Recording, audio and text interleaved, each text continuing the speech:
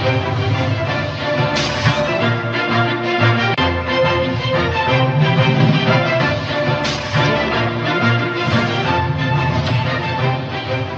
is it with President Bola Tinubu and the clergy?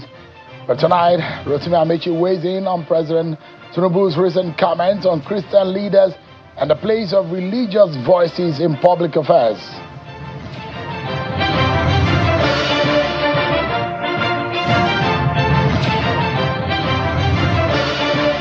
And can innovation power economic growth?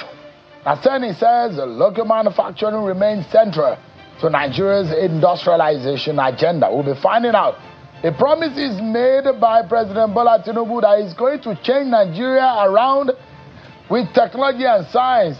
3 years down the line, how far?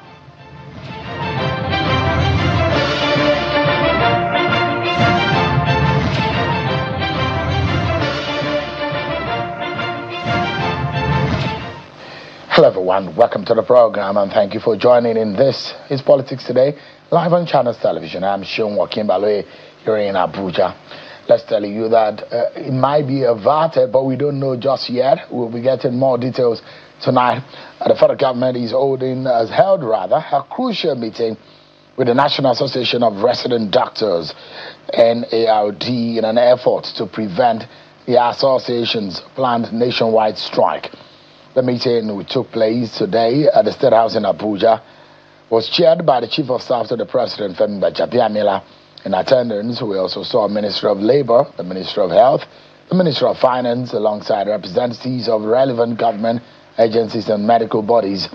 The talks come amid concerns over the planned industrial action by resident doctors. The association had threatened to commence a total and comprehensive nationwide industrial strike on August 10 if outstanding demands were not addressed. The association says the decision followed a review of the implementation of previous resolutions and engagements with the federal government, expressing dissatisfaction with the pace of compliance on several welfare and professional issues affecting resident doctors.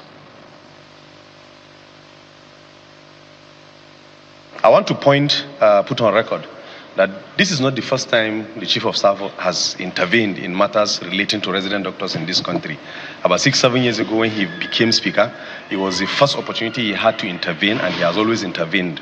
And whenever he came into our issues, our matters are solved. And today, I can tell you our matters are solved.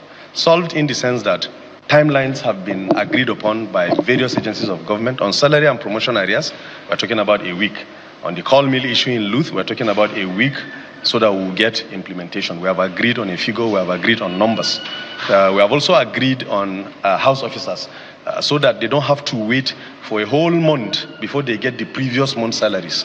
In fact, he has given a standing order that before the 10th of every month, salaries of house officers must be paid. All right, that's the president of the Nigerian Association of Resident Doctors. Tonight, I will be joined by our two-term governor of Rivers State, a former minister of transportation, and the vice presidential candidate to Atiku Abubakar in the 2027 presidential election. He also helped Buhari to become president twice. Can he do it for himself and his political party this time around? That is going to be the running mate to Atiku. Rotimi Amaechi will be joining me next on the program. First, let me serve you your political roundup stories.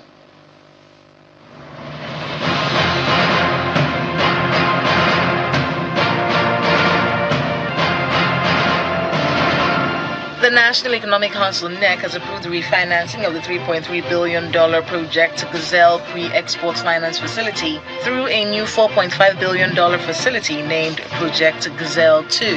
The approval allows NMPC Limited to refinance the outstanding balance of approximately $1.5 billion under the original 2023 facility, while unlocking an additional $3 billion in liquidity to strengthen the country's external reserves, support ongoing fiscal and infrastructure priorities of government. This was the outcome of the 159th meeting of the National Economic Council held virtually on Monday.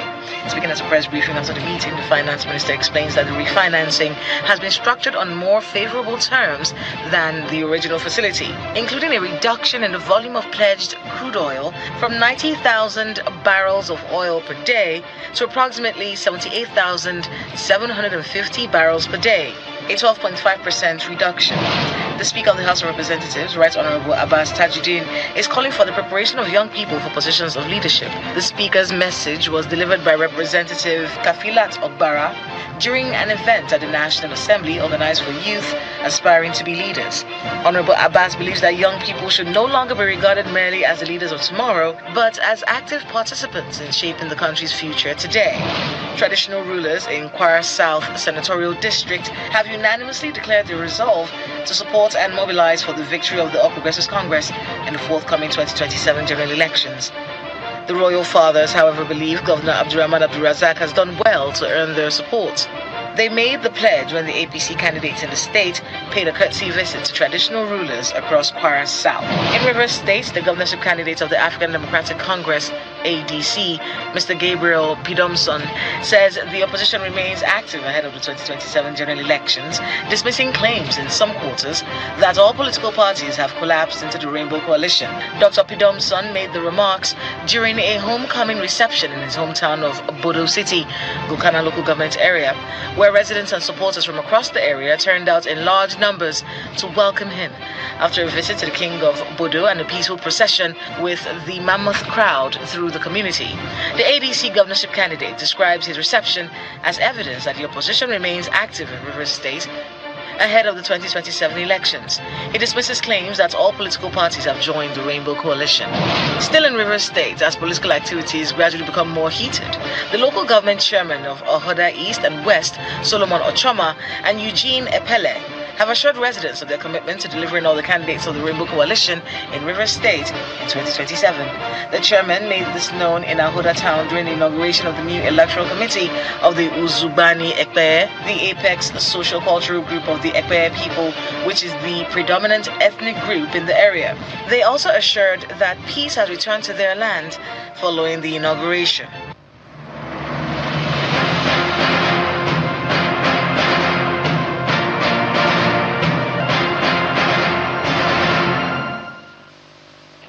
All right, then, that's it for our political roundup today. Let's take our sharp attention into one of an issue that's become a major conversation for today. And it's about what has become an intersection between politics, governance, and faith. At what point should politicians or those who are in power think those who are the leaders of faith can comment or can intervene in what goes on in the country?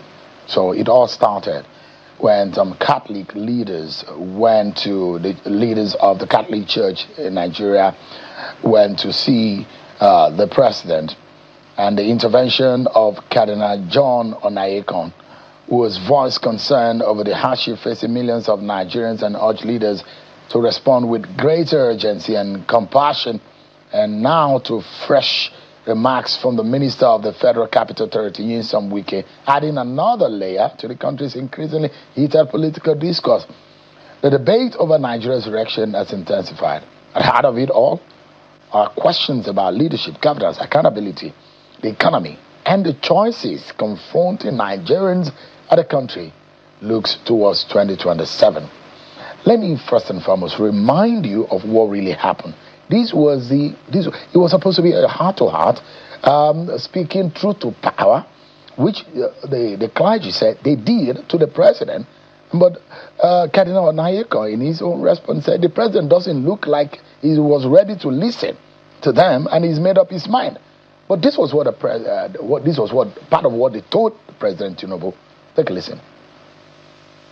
We urge you to encourage elected political office holders who are members of your party, governors, members of the National Assembly, local government chairmen, to ensure that a genuine level playing field is maintained and that focus is placed on making everyone see that the rules and processes are fair, to all and respected by all. As a man who risked so much in the struggle for the return of democratic rule in the dark days of military dictatorship, your greatest legacy would be the strengthening of our democratic institutions. Furthermore, there have been growing concerns about the electoral processes. We note the efforts being made to ensure that the elections are free, fair, and credible. So that is part of the conversation between the clergy and the church and President Tinubu. And listen to part of what President Tinubu responded and how he responded to it. Take a listen. Yes, I've seen that. The challenges are there. I inherited it. I didn't run away. I asked for this job. And I'm in it. Those who will take it from me will try. They will try. All is fair in politics. And it's equal opportunity. And like you mentioned, are neutral. They've never intimidated anybody. If political opponents are crying wolves, maybe they are afraid of their own shadows and the uncertainty in the companies they keep. Not me.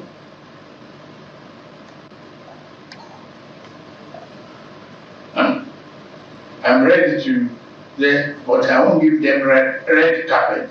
I won't offer them the leash to tie me and rope me. No.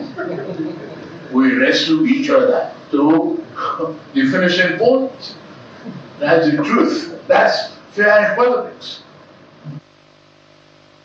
All right. Now, today we saw a direct response, this time coming from the Minister of the FCT. Take a listen to what he said to Cardinal Amaechi.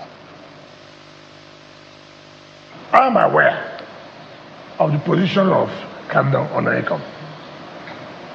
All of us know it's not hidden. His position, how? Who he supports, everybody knows that. Well, I don't know that he supports. No, that's why I say. That's why I say. You don't every time say things are bad, things are bad. Nobody has heard you say one day, government have done this well. I cannot see, the point I'm trying to make is that as a leader, command government when government have done well on some areas. Criticize government.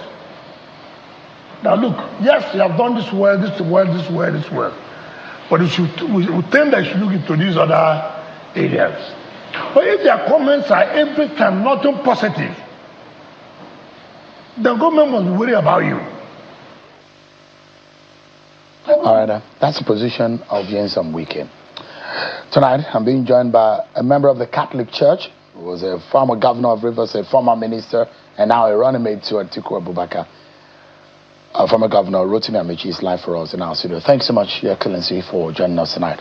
You're welcome. And our condolences for the loss of your mother. Thank you. Yeah. How are you, Odin? Well, it's a bit difficult. Indeed, by Korean tradition, I shouldn't be here. In fact, there was a huge argument, should you actually go to the television to defend your faith? When by tradition, you should be at home, receiving guests and all that. But you see, faith is stronger than tradition. It's what I believe in. I believe in God through our Lord Jesus Christ. So when a group of people who are not Christians get up and insult my faith, then I must get up to defend it. Do you think there has been an insult? Of course. When you look at the bishops of the Catholic Church and insult them. A cardinal? No, because in the hierarchy of things. So let's so that we can let Nigerians know who Cardinal Amaechi is. I'll come to Cardinal Amaechi. Let me tell you first. The bishop, most bishops are equivalent to the governor of a state. And I'll tell you why. The bishop of the Catholic Church in Port Harcourt Diocese covers the entire River State. The entire Catholics in Rivers State, in every village in Rivers State. What does the governor of Rivers State cover? The same thing, he covers the entire Rivers State. So when he meets a bishop, ecclesiastically he covers every place in Rivers State. Then there are so many of such, like the Bishop of Sokoto. The same thing, he covers the entire Sokoto State. Now you look at him and you insult him because he has come to see the president. Look at the president's statement. A president of a country tells the country all is fair in politics. So if a thug takes a gun and shoots me in where I'm voting, it's fair. I'm not sure that was what exactly that he meant. He said he won't lay for you in opposition, he won't lay the red carpet, he will slug it out with you. That's later. Before then, he said all is fair in politics. I just listened to him now. All is fair in politics. You know, I read literature. The moment a writer concludes his writing, any other statement he makes is interpretation. He has a right to interpret his books. I have a right to interpret his books. So when the president has said to you, all is fair in politics, when the Catholic Church is crying about the possibility of having an election that may not be fair, what the president needs to do is to reassure the country. APC and PDP and ADC, they will slug it out in an even field. It will be a free and fair election. Let the best team win. Governor that will reassure Nigerians. We come to the meat of the matter, because the reason why the bishops and the leadership of the Catholic Church in Nigeria went to the president, they said it's about the hardship in the country, the state of the nation, and some of the issues that are concerning, including how fair INEC could be, which of course the president plays a defense for INEC. But one of the issues that the presidency in their statement has with the church or with Cardinal Onaiyekan is that it's a privilege that you have an audience with the president, and whatever that is discussed is in privilege. And you do not go out to plan on extrapolate. Did the Catholics record what you showed now on channels? Did the Catholic Church record? If it was private, did the Catholic Church record it? Do you think Cardinal Onaiyekan should have made extra commentary about... Every public meeting with the president is public. The moment you bring in cameras, it's no longer private. I was once in the presidency. If the president wants a private meeting with you, there will be no cameras. Nobody will record you. No other person will be in the meeting. It will be between you and the president. The president will say, gentlemen, this is a private meeting. The moment you allow pressmen into that meeting, it's no longer private. So it was all right for Cardinal Onaiyekan to completely all right. There's nothing. He said the president was not going to listen. And that no matter what the president looked like he was adamant that he was going to win the election by all costs. These, without, not quoting him verbatim, but I mean, that's in the inference that he made. What I tell people, let the president continue to tell the public like he will win the election at all costs until we get to the field. Whatever the president wants us to do at the field, we will do it at the field. So for me, I'm not worried about what he wants to do. Whether he will wrestle, he won't wrestle. We will meet at the field. We will meet there. We will meet there. Nigeria has to be rescued, but that's not the issue. The issue is that what the president and his men are doing is insulting my faith. They're insulting the Catholic Church. How did the presidency insult your faith? You didn't hear. You didn't listen to Boala. And the first place when Boala is a Christian. Daniel. So, are you more Christian than Daniel Boala? So there are Christians who answer Suleiman. So they are Muslims. I wanted to know asking you a question. How the defense of the presidency becomes an insult. What is the defense? You are insulting a cardinal. A cardinal is somebody who could have been a pope. If he's not a pope, he's somebody who had voted for popes. And there are not too many cardinals in Nigeria that I know now. Onaiyekan, what is this one from the southeast? And Okuji. I don't know that. No, there's also the cardinal from the southeast who is in Rome. I'm trying to remember his name now. So there are no more than 5. Then you look at a cardinal who, by the way, is appointed by the Vatican. The Catholic Church is the only church in the world that has ecclesiastical sacramental. So you have the Vatican, which is political, and you have the Catholic Church. Then you look at these people and you begin to insult a cardinal. Not only are you insulting a cardinal, we are 35 million Catholics and you're insulting us. Does that mean anything? It doesn't mean. It means that you look at me in my faith, you say I don't mean anything. My church means nothing. My God means nothing to you. Would Tinubu have said that, or the presidency would have said that, knowing full well that Bola Tinubu's wife is a pastor in the Redeemed Church. Please. Look at the reaction. Go and feed the poor. The church should go and feed the poor. There are 270 million Nigerians, over 400 million Nigerians. Do you think maybe the church had descended to the arena? No, it's not. The church has the responsibility of speaking truth to power. And they do it from time to time. In the case of Buhari, they protested on the street. Did you hear Buhari insult them? The bishops wore black and protested on the street of Abuja. Were they insulted? They were not. So why would some young men who were not born when Naiko wrote his exams and was the best qualifying student in the whole of the northern Nigeria, the whole 19 states of northern Nigeria, come and be insulting him without knowing that he's elderly and that the position he holds is by far higher than what they are holding? So if someone like the Minister of FCT says, we know who he supports. He supports nobody. I see Cardinal Naikon regularly. I worship in his private chapel. And you don't think that he has a political leaning? He has no political. The Catholic Church has no political leaning. I'm talking about Cardinal Naikon. Because that's what. In fact, that's where they make a mistake. Cardinal Naikon himself supports nobody. I've had several conversations with him. The only thing that pains him is the level of indiscretion and poverty in the country and corruption. He worries about that. Yeah, he warned about the level of hardship in the country and is asking leaders to listen more carefully to citizens. He was saying the presidency has defended his record and questioned some of the criticism. In your own view, where should the line be drawn? Do you know why I'm here? Yeah. I just think that they try to intimidate an icon.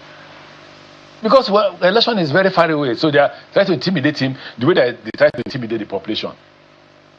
Should religious leaders openly criticize government? Of course. If they don't, who else can? Didn't he listen to the Pope? The Pope was against the war. And Trump came after him. So bloody what? So why? See the reaction. Trump went after the Pope. Why is Tinubu's presidency different? Why did Trump keep quiet? Because the Catholics in America told him off. The Catholics in America said, you can't say that of our Pope. Do the Catholics hold any political influence in this country to the extent that any government should be afraid of them? I don't know. All I know is that the population of the Catholics is about 35 million, and you just can't insult all of us like that. You can't. You just have to. You see, when the Catholic Church came after, Buhari, I was in Buhari's government, and I'm a Catholic. You know what we did? We all kept quiet and looked at what the issues they wanted us to address. And the issue that brought them out to the streets was insecurity. It's worse now. Buhari was a Muslim. But you were part of that government. Yes, but nobody insulted him. The Bola Tinubu government blames the government you played a significant role. Did you 1? Did you 2? 8 years DG. You know the problem you have? Just want me to delve into, and I don't want to delve into it yet. We're not prepared for that politics. When we're prepared for it, as soon as campaign starts and we're prepared for it, we'll compare President Tinubu's government to that of Buhari. And again, let us even assume that Buhari was the worst government. The reason for which you were elected. The issue is that some of you who were in Buhari government destroyed this country in that 8 years. Well, maybe you are one of them that destroyed the country. And you are minister for 8 years, transportation. So no problem. And that's what this government is saying, that they met a mess. When the bishops confronted Bola Tinubu at the villa to say, these are the hardship of Nigeria, he said he met a mess and he's trying to fix it. So no problem. So he's fixing railway. By the time we left, there was a railway from Lagos to Ibadan. 4 times a day. Today is only once. By the time we left, there was railway from Kaduna to Abuja. 4 to 6 times a day. Today it goes only once. It's Buhari. By the time you left, you had destroyed the economy. So that economy allowed the rail to run until you were printing naira. Stop that. So let him print the naira and get the things to work. If that's what he thinks, if he thinks we are printing naira, then let him do that. The exchange rate was in tatters. Exchange rate was 800, 700 sometimes. You're making me leave the Catholic Church. By the time 700, 800, now it's 1,400 this morning. You see, I'm not here to discuss. Mr. Amaechi, you were one of those that helped to build APC. So are you saying APC is a monster against this country now? I'm not here to discuss Tinubu's government. I'm here to discuss my faith. I'm here to discuss my religion. And I'm hoping that after you finish mourning and I want you to come back. We'll have a good time to have. By the time we start campaigning, not only that we want to discuss the economy, we'll be ready to abuse anybody who abuses anybody. We'll abuse anybody who is ready to abuse anybody. We'll descend as low as they want. President says all is fair in politics. We'll descend to that level if that's what they want. But for now, I'm mourning my mother, my dear mother. My mother brought me up in difficult situations. I need to think about her life and her life. So that's not the time to discuss Tinubu's government. The only thing I'm saying to Tinubu's government today, he and his people, Bola should not forget what he told me when I called him. I called Bola when he left Atiku. I know what he told me. What did he tell you? I won't tell you. Don't worry. He knows. Tell Nigerians. I will not tell Nigerians. Let him confront me. I will tell him. Amaechi, a lot of people. I will not tell. See, I guess Bola spoke to me in confidence. So let me keep that confidence. The privileges. Yes. Let me keep that confidence. But he's not qualified to speak to even a reverend father. You know what it is to train a reverend father? There is no bishop there that has no PhD. And all these people that are speaking to these bishops don't have a PhD. In the Catholic Church, to qualify to be a bishop, you must have a PhD. They talked about hardship in this country, and the government is saying, look, what you are talking about at this sensitive period, I mean, do you think that raising some of these issues would have raised a curiosity of buyers? Hold on, is there a particular point you need to raise it? Or is it until all Nigerians have died before you can raise it? No, ask me. Is it not good that they came to him to tell him, look at the situation? Does he prefer the Catholic bishops now have a meeting and say, okay, gentlemen, tell all reverend fathers in your diocese to preach against Tinubu's government? That would be worse. Because I wanted us to talk about. Would the president like that? Well, that would be worse. If the bishops get up from their conference and say, today, all reverend fathers must begin to preach against this government for poverty and for insecurity and all that. Would the president like that? Let me ask you, Mr. Amaechi, if it was the Sultan, which is the spiritual head, would they have insulted him? You think so? They would have. If the Sultan had confronted the president about hardship. Is it the first time? Today, in the mosque, there are people preaching about what is happening in the government. Are they being insulted? We are being insulted because we are Christians. A lot of the times we've seen how religion and ethnicity have played a major role. Divided our country, divided our people, caused enmity in our nation. You know me very well. How can we manage such that some of you politicians don't further divide our country with religion and ethnicity? You know me very well. You know that I don't believe in ethnicity. You know that I don't believe in religious differences. I believe if you come to my house, I'm a Christian. There's a place for the Muslims to worship because I have Muslim staff. I will show you in there you come to my house. And by the right-hand side is a chapel for the Christians to worship. You worship your God and leave me to worship my God. I believe in that, but don't insult my God. There's a saying in my village that please carry your God with 2 hands so that when anybody sees you reverencing your God, they will help join you to reverence the God. Yeah. But if you hold your God and you're throwing him up and down, when people come, they will do the same. So your problem is not with Bola Tinubu, but it's with Daniel Bwala's all of them.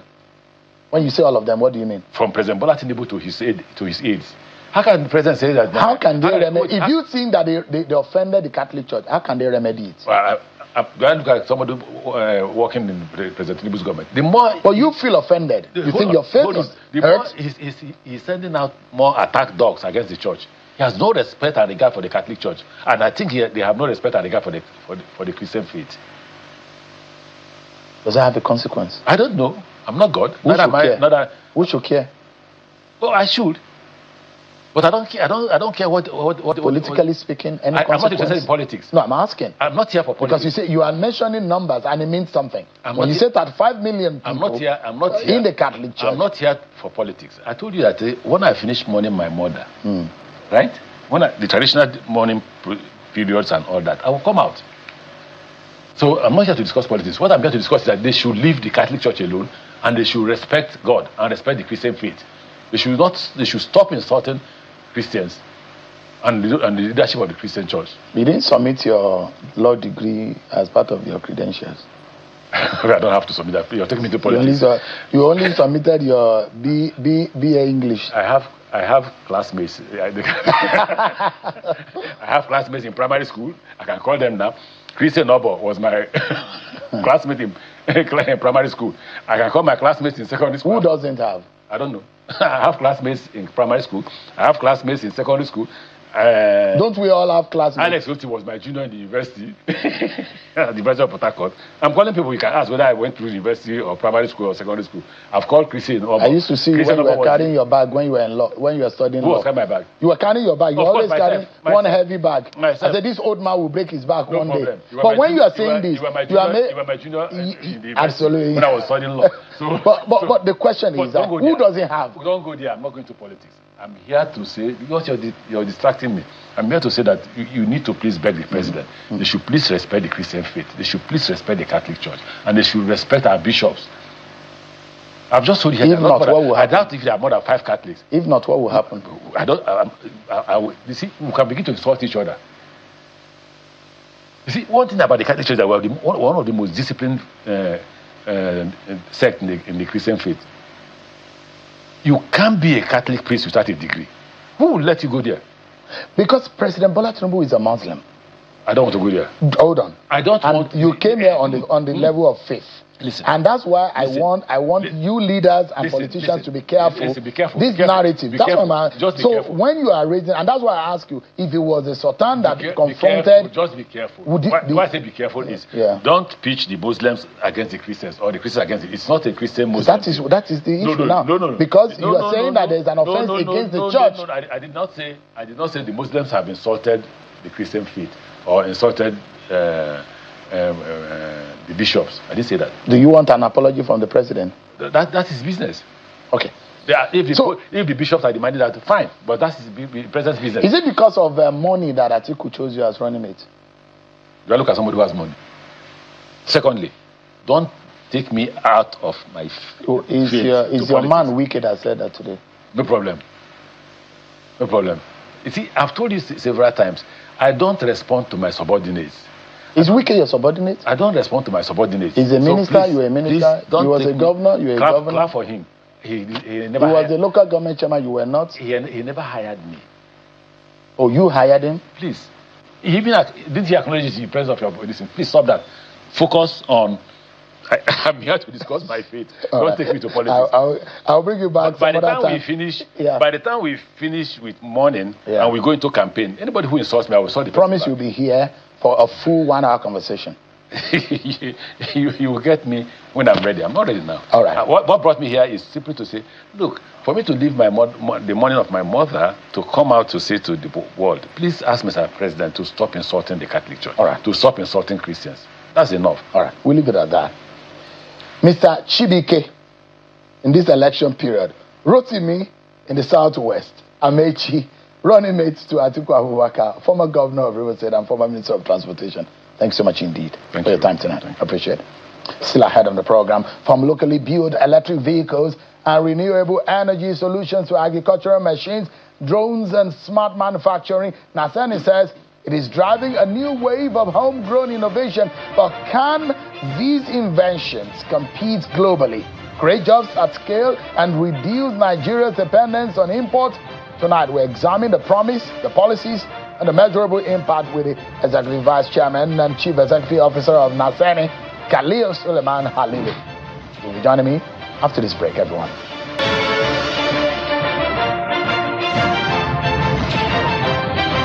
Thanks so much, everyone, for staying with us. Welcome back to the program. Can science, technology, and innovation move from policy ambition to measurable national transformation? As governments around the world compete on the strength of ideas, research, and advanced manufacturing, Nigeria is seeking to position innovation at the heart of industrial growth, job creation, and economic diversification.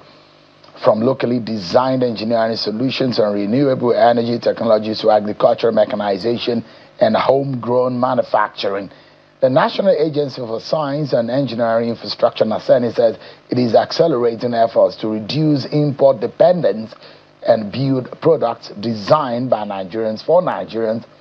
But beyond the exhibitions and product showcases, what impact are these innovations having on industry investment and everyday lives?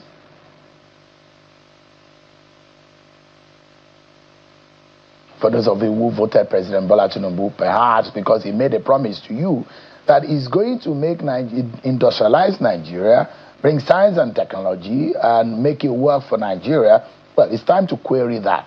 I'm being joined by the the EVC, executive vice chairman, and the executive, the CEO of NASENI, Mr. Khalil Alilu, who is live for us here in our studio. Many thanks for joining us today. Appreciate it. Thank you, Shehu. Finally, I'm here. And I remember when you invited me previously, I politely asked you to come and see what we're doing, and that will make a more meaningful interview. Absolutely. It was an invitation a dual invitation. On one hand, your office invited us to come and see. On the other hand, the presidential media team said they were going on this and they wanted media to also come and see. So we went.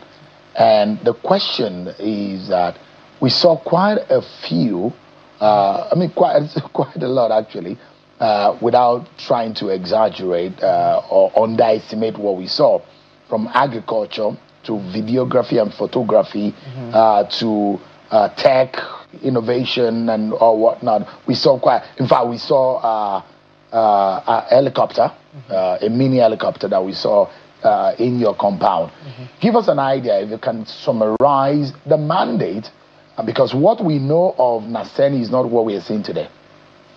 Well, I think NASENI is quite an interesting agency. If you read through our act, we are one of the very few that is empowered to do technology transfer and commercialize whatever we are doing. But previously, before this administration, it's been mainly about research and prototypes. But the president gave me a specific instruction that we need to commercialize what we are doing. And in fact, our budget, 80% of it currently as it stands, is a counterpart funding. Today, you've met a lot of our partners from different parts of the world that we've built factories together.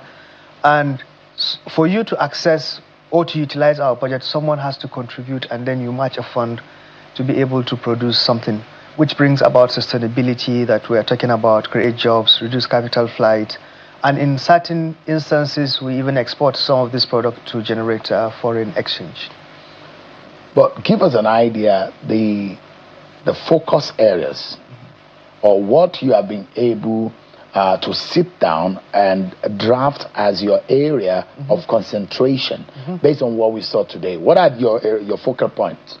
So we focus on things that has to do with national security. And security, I'm not talking about weapons or only, but things like renewable, things like data sovereignty, things that has to do with agriculture. And the interesting thing is you see a lot of these sectors, government is deeply involved and is also a big consumer.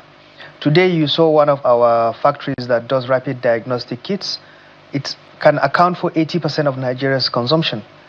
Prior to that, we were importing 90% of our rapid diagnostic kits. So this is biotechnology sovereignty with regards to production.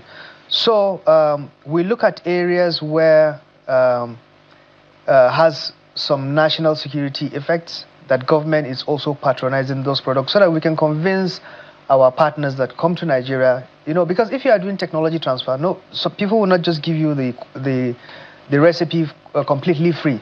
There has to be stages, and they also have to get certain benefits. So it's you wash my back, I wash your back approach. So you're working directly with private sector? Yes, we're working directly with private sector. So is there any patent that is novel from all of what you did that cannot be seen anywhere in the world? Yes, so many. For example, like our rapid diagnostic kit is recently been listed by the WHO as one of the interveners for Ebola. And when you were there, you saw it was ISO certified, which is the highest level of certification anywhere in the world. Not long ago, some few weeks back, Harvard sent a team of about 18 people to come and witness that factory because they've been trying to convince African countries. So you produced it in Nigeria? Everything. Or you couple it in Nigeria? No. You see, that is why I always ask journalists to come to our factory, because we wouldn't be having the same conversation because you've seen it. You've seen everything from scratch. Today, if there is an outbreak of a disease, we just need a sample. And within 24 hours, we'll be able to produce a kit that can test positive or negative or something like that. Pause there for a moment. In 2019 and thereabout, there was an outbreak of COVID. Yes. Nigeria was scrambling, and so were other countries. test kits, even face masks, they were a problem. Yes. And in fact, China, America, they were giving in donation to countries to be able to help people stay alive. Are you saying that Nigeria can locally fabricate its own face mask, test kits from start to finish as we speak? Of course, Sean, and you were there today. You saw it from start to finish.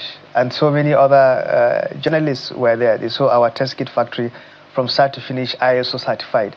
And like I mentioned, it's on the internet. You Google NASENI Harvard or NASENI WHO Ebola. We are listed in the world. I think there are only about 4 companies that are listed to tackle the issue of test kits around So Ebola. this is patented, confirmed, proof of the models are ready, and you are now mass producing them. Is that right? 100%. Apart from this test kit, what are the other things that you might? Is that the only thing that is novel? No, we have so many other factories. We have the NASENI Center of Excellence, which we call it Factories for Factories. This factory produces things like molds that you use to make like bottled water, produces special parts for, let's say, military vehicle, for even maybe your car brake pad and things like that. So basically it's like a 3D printing, but for metals. Today, if you have a factory that is producing, let's say, slippers or water bottle, and the mold cracks or breaks down, you have to go to China to fix it. It takes 6 months minimum, and you're out of production. But with NASENI Center of Excellence, in a week, we can do that for you. We have a lot of companies that outsource things for us, from motorcycle parts, machinery, equipment. And there's this program we're running called the National Asset Restoration Program, which we recovered 2,000 tractors that were moribund, and we put them back into use. So factories like that support that kind of thing. And of course, we have the renewable factory where we have solar assembly, we have the irrigation equipment assembly. We also have the solar panel factory in Ogun. And today you saw, which you didn't know we were involved with Imose, where we're producing the NASENI laptops that the Credit Corps is distributing. Just recently they distributed. And mobile phones too. Mobile tablets, I met Imose, one of the founders of Imose today, and he told me that he's Nigerian. Yes. So it's being pushed by NASENI. Yes, definitely. Now, how many technologies developed by NASENI are only Nigerian? What? Only, that totally Nigerian. So the whole idea is not to build something 100% Nigerian. In fact, we are against that. But we want to see what is Nigeria, where does Nigeria have an edge? And then we play that. Because that is what you use to equalize the other parts of globalization. Today, if you look, one of the biggest technology companies in the world, Apple, they don't even produce in the US. They just design in the US. And you can see design in California, produced in China and in India. And you can see how much impact is made. And slowly we are discovering... Because of the cost of... There's a reason. Yes, they have a patent for the design. They also have the market. They own the China, technology rights. You have the leverage of labor. Of labor and mass production. But that is changing gradually. Because one of our partners, for example, the one that we're doing the solar street lights, they realize that it is cheaper to bring knockdown parts of the lamp and do some of the components here locally and even export it than even produce it in China. Okay. Because these things occupy space in the container. But if you bring it closer to the market and assemble it, then you have an edge. So by doing that, you see, we create jobs Khalid, for let me our ask people. you, what do you think in NASENI that you can tell Nigerians tonight that satisfactory Nigeria can produce for Nigeria without importation? What do you think we can, that NASENI has the capacity? You say you have factories in Lagos, factories in Abuja. What do you think that you can tell Nigerians today? You don't need importation of this thing, and we can be self-sufficient in the production of it, that NASENI is behind. Well, number one, if you are talking about the high precision factory, we can be self-sufficient easily. It's been proven. We've got to market without any, it's B2B.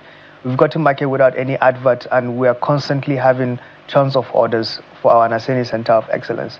Our rapid diagnostic kits, thanks to Minister of Health, is giving us a lot of orders, based on presidential this thing. We also have the coal fertilizer, which is coming up. We have the liquid fertilizer, and so many other. In terms of assembly too, we are doing the NASENI racks. What people don't realize is when you buy a solar panel, it says it has a life of 30 years. It all depends on the rack that you put it. If you put it on a rusty rack or the wrong kind of metal frame, number one, you won't even get the right angle. Number two, over time, as the frame is rusting, it's going to affect the panel. But this is the first rack factory that we're producing. Yeah, because I Nigeria. saw that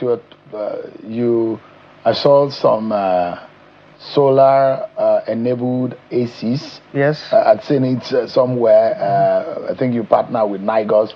I saw some inverters and with higher. And I saw some vehicles also that are electronic vehicles. But I'm wondering, where can anybody walk? Where can we walk into? Do you have a warehouse? Do you have an outlet? Do you have a retail store where we can see what NASENI is producing? I know where to go and buy an Apple phone or Apple computer, but where can we get NASENI products?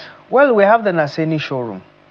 Where is that? On the Kubwa Expressway, this Asokoro Kubwa Expressway, which today I've taken your colleagues. They spent a lot of time there.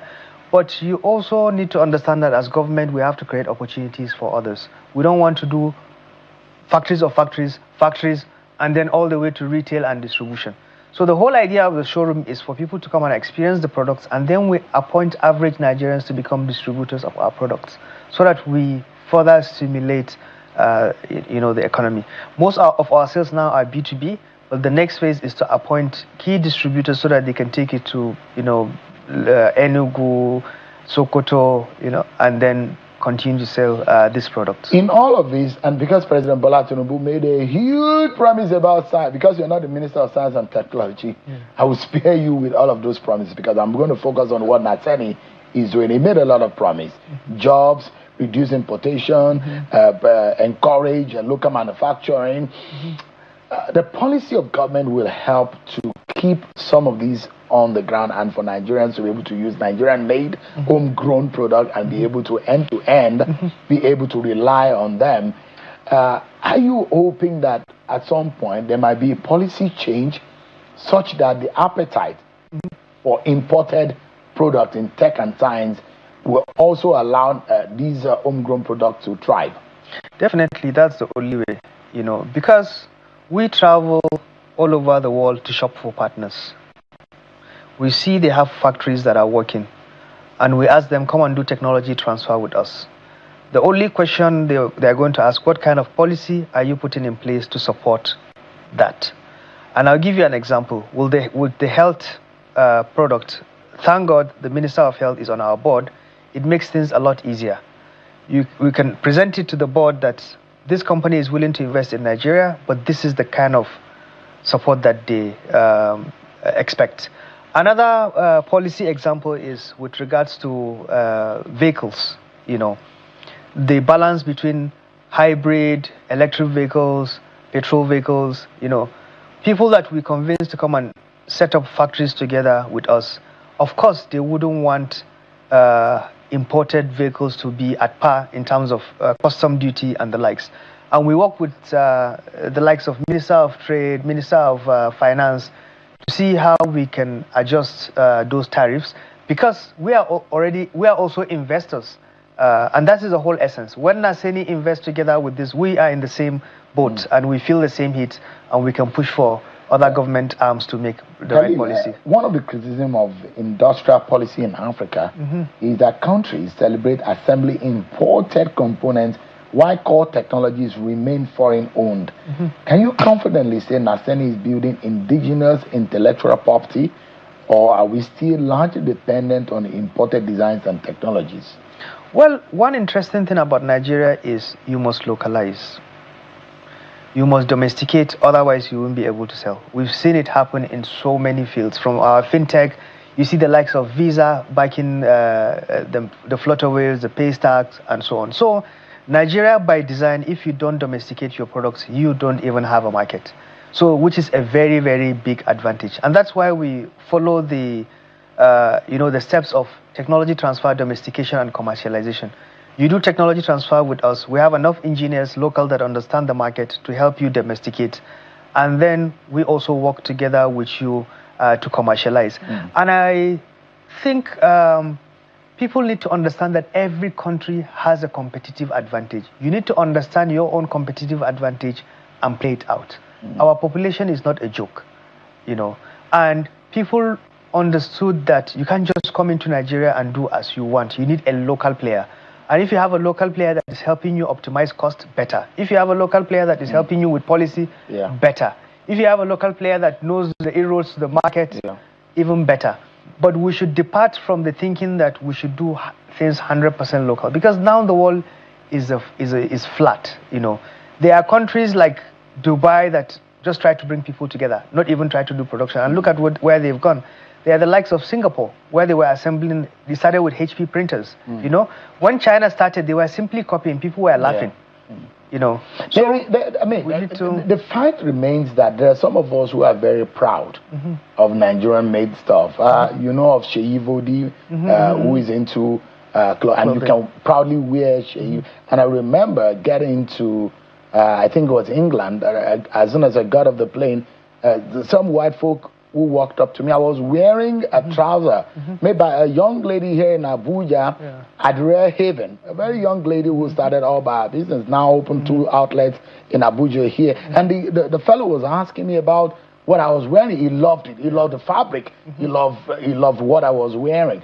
Nigerians will be proud of wearing things that there was those days that people would say Chinese product, and which meant inferior. But now Nigerians can also wear and carry, in Mose, for example, a tablet, carry, go around with Nigerian-made solar-enabled ACs, vehicles, and be able to know that this is available. And there are those who will say, Khalil, can you open Nigerian-made, homegrown stores where retail all of these products? Because you can't have run these enterprise without Nigerians having access to it, where we can say proudly homegrown, proudly Nigerian, NASENI product, and let Nigerians be able to take advantage of that. Is that possible? Are you making that promise? Definitely, we're making that promise and we are delivering. And I'll give you an example. Part of the electric vehicles that you came and saw today,